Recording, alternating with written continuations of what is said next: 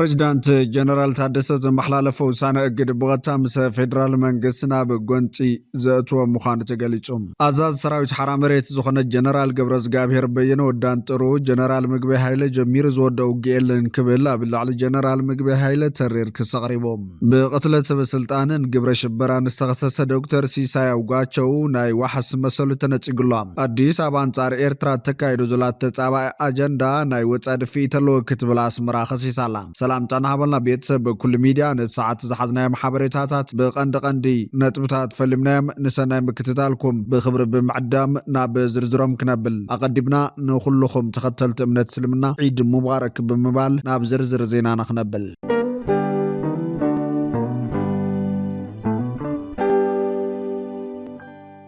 ፕሬዝዳንት ጀነራል ታደሰ ወረደ ዘመሓላለፈው ውሳነ እግድ ብቐጥታ ምስ ፌደራል መንግስት ናብ ጎንፂ ዘእትዎ ምዃኑ ተገሊጹ። ፕሬዝዳንት ግዝያዊ ምምሕዳር ትግራይ ሌተናል ጀነራል ታደሰ ወረደ ብሰንኪ ኩናት ናይ ባንክ ልቓሕ ንዘይከፈሉ ነጋዶ ዝውሰድ ናይ ሓራጅ ስጉምቲ ጠጠው ክብል ኣዚዙ እዮም። ፕሬዝዳንት ግዝያዊ ምምሕዳር ክልል ትግራይ ሌተናል ጀነራል ታደሰ ወረደ ቅድሚ ኩናት ካብ ባንክታት ልቓሕ ወሲዶም ክኸፍሉ ንዘይከኣሉ ነጋዶ ንብረቶም ብሓራጅ ናብ ሳልሳይ ወገን ንኸይመሓላለፍ ዘግድ መምርሒ ኣመሓላሊፉ እዮም። እቲ ፕሬዝዳንት ቢሮ ልምዓት ከተማን ኮንስትራክሽን ናብ ጸሓፎ ደብዳቤ ማሕበረሰብ ንግዲ ትግራይ ቅድሚት ኣብ 2013 ዓ.ም ዝተጀመረ ጽንተታዊ ኩናት ካብ ዝተፈላለዩ ባንክታት ልቓሕ ወሲዶም ከም ዝነበሩ ይኹን እምበር ብሰንኪ ዘጋጠመ ኩናት ነቲ ልቓሕ ምስ ወለዱ ክኸፍሉ ከም ዘይከኣሉን በዚ ምኽንያት ድማ ባንክታት ንብረቶም ብሓራጅ ንምሻጥ ይንቀሳቐሱ ከም ዘለው ካብ ተጠቀምቲ ጥርዓን ከም ዝቀረበ ገሊጾም። ስለዝኾነ ድማ ግዝያዊ ምምሕዳር ትግራይ ንጸገምዚ ንምፍታሕ ምስ ዝምልከቶም ኣካላት ዘራሪቡ መፍትሒ ክሳብ ዘቕምጥ ባንክታት ንብረት ነጋዶ ናብ ሳልሳይ ወገን ንኸየመሓላልፋ እዚ ውሳነን ትእዛዝ ድማ ንኹሎም ኣብ ትግራይ ዝርከቡ ኣብያተ ምኽሪ ከተማታት እዚ መምርሒ እዚ ክትግብሩ ላዕለዋይ ቤት ፍርዲ ትግራይ ቢሮ ፍትሒ ትግራይን ኮሚሽን ፖሊስ ትግራይን እዚ መምርሒ እዚ ብግቡእ ኣብ ግብሪ ምውዓሉ ክከታተሉን ትእዛዝ ኣመሓላሊፉሎም። እንተኾነ ጀነራል ታደሰ ወረደ ባንክታት ንነጋዶ ዘለቅሕዎ ገንዘብ ምስ ወለዱ ክምልሱ ብዘይምኻሎም ነቲ ትሕጃ ኣብ ሓራጅ ከየውዕልዎ ምእዛዙ ብቐጥታ ምስ ፌደራል መንግስትን መዳርግቲ ኣካላት ዘጋጭዎን ከም ድማ ንሱ ናይ ምእዛዝ ስልጣን የብሉን ዝብል ተቃውሞ ካብ ሶማያት ዓውዲ ገጢሞሎም። እቲ ትእዛዝ ጀነራል ታደሰ ምስ ብሄራዊ ባንኪ ብቐጥታ ዘላትም ትእዛዝ ዝብሉ ዘለው ሶማያት ዓውዲ ነቶም ባንክታት ዘጣየሹ ሰብ ብፅሒት እውን ኣብ ግምት ዘእትዎ ይክብሉ ሙግቶም ኣቕሪቦም ኣሎም። እቶም ባንክታት ኣብ ትግራይ ንዝህልዎም ኢንቨስትመንት ዝዓፂ ብምባል ድማ ምስሊ ትግራይ ኣዝዩ ዝፅይቕ ምስ ናይቲ ሃገር ናይ ፋይናንስ ስርዓት ዘለና ርክብ ዝበትኽ ናይ መለቅሕን ተለቅሓን ውዕል ንጎኒ ዝጎሲም ናይ ገሊኦም ባንክታት ህላወ ዘምክን እዩ ነቶም ነጋዶ ዘይረብሕ ኢሎም ኣሎም። ብሓፈሻ ትፀገም በዚ መንገዲ ይፍታሓን ዝብል እንትኸውን ኣብ ዘይብልካ ስልጣን ብኢደወነን ዝግበር ውሳነ ሳዕብየን ከም ዘሎ ባጉ ክፍለጥ ይግባእ። እቶም ባንክታት እውን የዋፅናይ ብዝበልዎ መንገዲ ንሕጊ ሓዊሱ ከም ዝኸዱ ምርዳእ የድሊ ዝብል ለበዋ ኣቕሪቦም ኣሎም።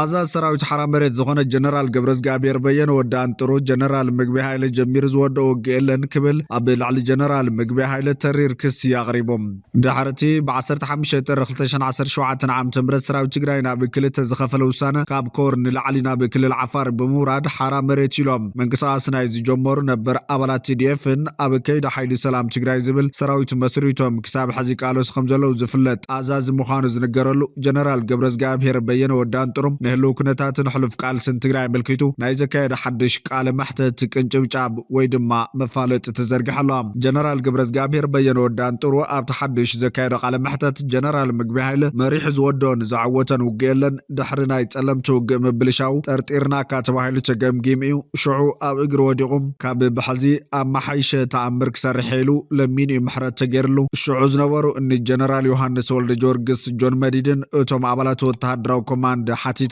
ምርግጋጽ ካሊ ክብል ኣብ ላዕሊ ጀነራል ምግበይ ቅድሚ ሓዚ ዘይተሰምዑ ትርር ዝበሉ ክስታት ተቕሪቦሎም። እቲ ጀነራል ወሲኹም መጀመርያ ንውድብ ሕወሓት ካብ ሞት ዘድሕኖም ጀነራል ጉዕሽ ገብረ ክብል ዝገለጸ ኮይኑ ድሕሪ ጀነራል ጉዕሽ ገብረ ድማ ከበደ ፍቓዱ ተቐቢልዎም ቀፂሉ ድማ ክሳብ ናብ ጀነራል ተኽላይ ሸብር ወደ ሸብር ዝኸዱውን ምሳዮም ጸኒሖም ዝበዝሕ መሪሕነት እታ ውድብ ዘድሕና ኣዘዝቲ ሓዚ ተኸዲዕና ካብ ዓድና ክንባረር ተገይርና ኣለና ክብለ ማሪሮሎም።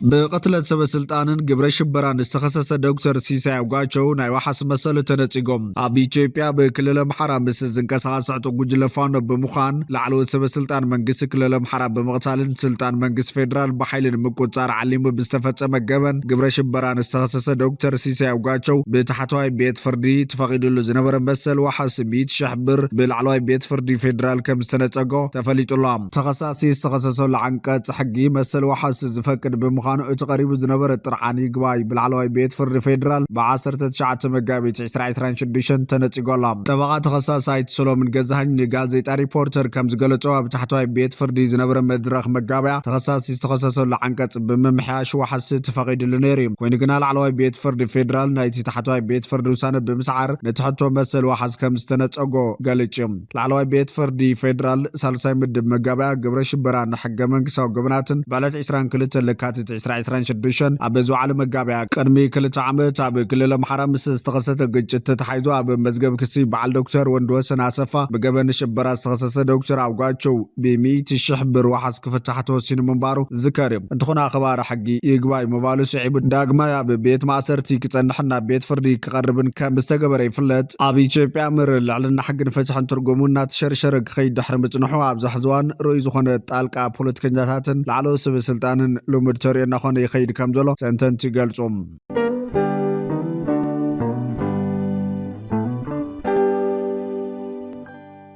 አዲስ አበባ አንጻር ኤርትራ ተካይዶ ዘላት ተጻባ አጀንዳ ናይ ወጻይ ድፊተሎ ክትብላ ስምራ ኸሲሳ ሚኒስትር ጉዳያት ወጻይ ኤርትራ ብዘውጾ ሐድሽ መግለጺ ናይ ኢትዮጵያ ስርዓት ሰልፊ ብልጽግና አንጻር ሀገር ኤርትራ ንትዞባ በዓብዩን ሓደገኛን ግጭት ዝቕስቅስን አጀንዳ ይኸተለሎ ክብል ከሲሶም እዚ ተጻባን በወገን ኤርትራ ዘይተሳወረን አጀንዳ ከም ናይ ህላው ጉዳይ ከመውን በት ናይ ስርዓት ልሙድ ዝተጋነነ ቋንቋ አገዳስነት ላላው አፍደገ ባሕር ከም ዝኾነ ዝግለጽ ይብል እቲ ብመንገዲ ማዕኸናት ዜና ኤርትራ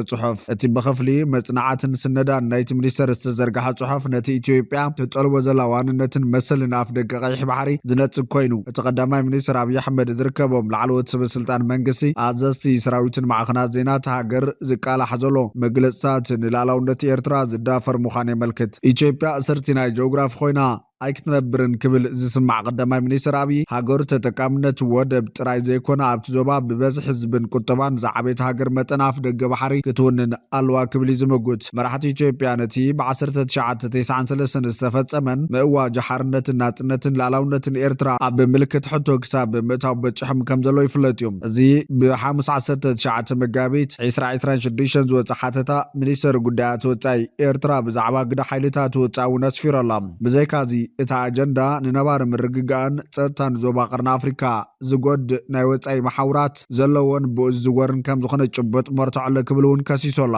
እቶም ናይ ወጻኢ አካላት አየነት ምዃኖም እኳ ብንጹር እንተዘይጠቐሰ ስብስልጣን ኤርትራ ሕብራት ኢምራት ዓረብ አለታው ምትእታው ትገብረላ ብባል በትርክ ነቕፉ ምጽንሐም ይፍለጥ እዩ ፕሬዚዳንት ኢሳያስ አፈወርቂ ኣብ ፈለማ ናይ ዓመት ኣብ ዘካየዱ ቃለ መሕተት ኢምራት ኣብ ኩናት ሓድሓድ ሱዳን ኢዳ ብምእታው ሰላምን ምርግጋን ከይፍጠር ዕንቅፋት ትኸውነላ ክብል ኣብ ኩናት ኣውጅ ድሮናት ይመጻሏ መንነተን ድሮናት ዘምፀን ዘሎ መንነ ዝኹለ ጨዋር ካብ ደገና ሸመተ ዘምጽ ዘሎ መንነ እዚ ኩሉ ውዲታት ዝምጉል ዘሎ ካብይ ዝመጽ ዘሎ እቲ ገንዘብ መኒ በዚ ገንዘብ እዚ ዝግዛእ ዘሎ ዕሱብ ስለምንታይ ዝግዛእ ዘሎ እንታይ ክበልዕ እንታይ ክረክብ ኢሉ እዩ ዝኣቱ ዘሎ እዚ ጸወታ እዚ ናታቶም አጀንዳ እውን ኣይኮነን ክብል እቲ ፕሬዚዳንት ተዛሪቡ ነይሩ ኢትዮጵያ ምስ ኢምራት ዓረብ ስትራቴጂካዊ ዝምድና መስሪታ ምህላው ኣያ ትገልጽ ምስ መራሕቲ ሃገር ጥቡቕ ርክብ ከም ዘለዎ ዝንገረሉ ቀዳማይ ሚኒስትር አብይ አሕመድ ኣብ ዝሓለፈ መዓልታት ናብታ ግዳይ መጥቃዕቲ ኢራን ኮይና ዘላ ወሽመጣዊት ሃገር ብምኻድ ምሕዝነቱ ርኢ ነይሩ ኣብ ዝሓለፈ ዓመታት ኣብ መንጎ አዲስ አበባ ኣስመራ እናኸፈ ክመጽእ ዝጸንሐ ወጥሪ ናብ ካሊእ ደማውን ዕናውን ኩናት ከይምራሕ ንህዝብታት እተን ሃገራትን እቲ ዞባን ዓብይ ስጋት ኮይነላ ዋላ እኳ ኤርትራ ንዘባዊ ጽምዶን ሰላማዊ ምትሕጋዝን ቅርብት እንትኾነት ንዓለም ለኻዊ ሕጊ ብምጥሓስ ኣብ ላዕሊ ላዕላውነታን ግዛታዊ ሓድነታን ዝፍጸም ምግሃሰ ትሪራት ነጹ ገይብል እቲ ካብ ስመራ ዝወጽ ጽሑፍ ኣብ ዝሓለፈ ክልተ ዓመት ኣብ ዝተፈላለዩ ጋጣምታት ከም ዝተሰመረሉ መንግስቲ ኤርትራ ብቆይቁን ህውከትን ናይ ምስታፍ ሽውሃት የብሉን ንሰላም ምርግጋእ ከምውን ሓላፍነታዊ ኣልያ ዘባዊ ዝምድናታት ተሪር መርገጺ ዘለዎ ይብል አዲስ አበባ በወገና መንግስቲ ኤርትራ ንዕጡቃት ተቃውምቲ ብምድጋፍ ኣብ ውሽጣዊ ጉዳያት ኢትዮጵያ ኢዱ ብምእታው ኩናት ክውልዕ ድሌት ከም ዘሎ ክትከስስ ጸኒሓ ኣብ ሕብራት ሃገራትን ሕብረት አፍሪካን እውን ነቲ ክስታት በወግዒ ከም ዘቕረበት ይፍለጥ እዩ በወገነ ስመራ ዝወሃብ ምላሽ መብዛሕትኡ መብዛሕትዋን ሓውሲ ዘዮጋዓ ኮይኑ ብሚኒስተር ዜና ብመንገዲ ማሕበራዊ መራኸብታት ዝወፅእ ሪቶ ወይ ከዓ ብሽም ክፍሊ መጽናዕትን ስነዳን ሚኒስተር ጉዳያት ወጻኢ ዝወፅእ ጸብጻብ መሰል ጠመተ እዩ።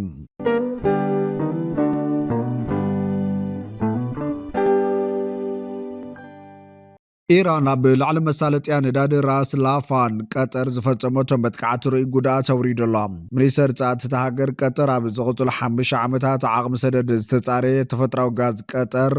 ብ17 ሚታዊ ክጎድል ምዃኑን እዚ ድማ እቲ ሃገር ዓመታዊ $20 ቢልዮን ኣታዊ ክትስእን ከም ዝገብራን ገሊፆም። እቲ ዝተጻረየ ጋዝ ባቡር ተባሂሉ ብዝፍለጥ ዓብዪ ኢንዳስትርያላዊ ኣሃዱ ብምጥቃም ተፈጥራዊ ጋዝ ናብ ኣዝዩ ትሑት ሙቐት ብምዝሓል እዩ ዘፅሪ። እቲ ሚኒስተር መጥቃዕቲ ኢራን ካብ 14 ባቡራት ትትካል ክልተ ከም ዝሃሰ ይገልጽ። ኢራን ኣብ ልዕሊ ራስ ላፋን ዝፈጸመቶ መጥቃዕቲ እስራኤል ብረቡዕ ኣብ ልዕሊቲ ኣብ ወሽመጥ ፋርስ ንሰሜን ርሒቑ ዝርከብ መፍረይ ጋዝ ደቡብ ፓርስ ንዝፈጸመቶ መጥቃዕቲ ዝሃበቶ ምላሽ እዩ። ን5 ዓመት ጽገናት ጥራይ ኣይኮነን ጽቤና ክብል ሓላፊ ንግዳዊ ርክባት ኣብ ሲንጋፖር ዝመደብሩ ሓበሬታታት ዕዳጋ ጽሩይ ነዳዲ ዝህብ ሃይሳይት ዝተባሃለ ትካል ዝኾነ ሓላፊ ሲኣራን ሮይ ንቢቢሲ ገሊፆም ሙሉእ ዳግመ ህንፀት ከም ዝጠልብ ሓቢሩ። ኣብ ኤስያ ዝርከባ ሃገራት ብፍላይ ድማ ጃፓን፣ ደቡብ ኮርያ፣ ህንድን ቻይናን ካብ ዝትካል ካብ ዝረኽቦ ጋዝ ዝሙርከሳየን ኣብ ኣውሮፓ ጣልያን ቤልጅየምን ሮ ዓበይቲ ዓማዊል እየን። ኣውሮፓ ብሓፈሻ ድሕሪ ኩናት ዩክሬን ካብ ሩስያ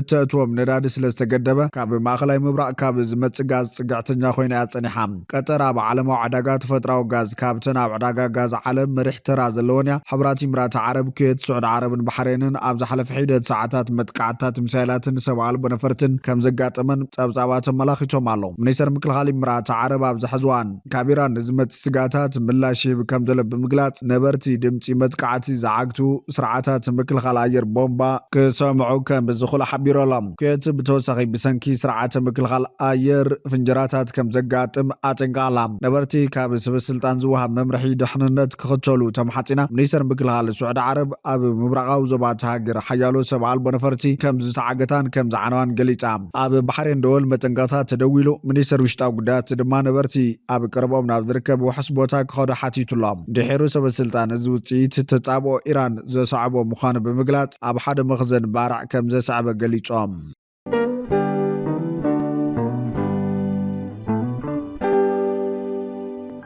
ፍትዋትነ ክብራትን ቤተሰብ በኩል ሚድያ ንሰዓት ዝሓዝናዮም ሓበሬታታት ነቶም ክትከታተልዎም ዝጸናሕኩም ይመስሉ ነይሮም። ንሰናይ ምክትታልኩም ብምምስጋን ኣብ ዝቕጽል ብኻልኦት ሓበሬታታት ክሳብ ንራኸብ ንምድለዋትና ላይክ ሸር ንሚድያና ሳብስክራይብ ብምግባር ቤተሰብ በኩል ሚድያ ይኹኑ።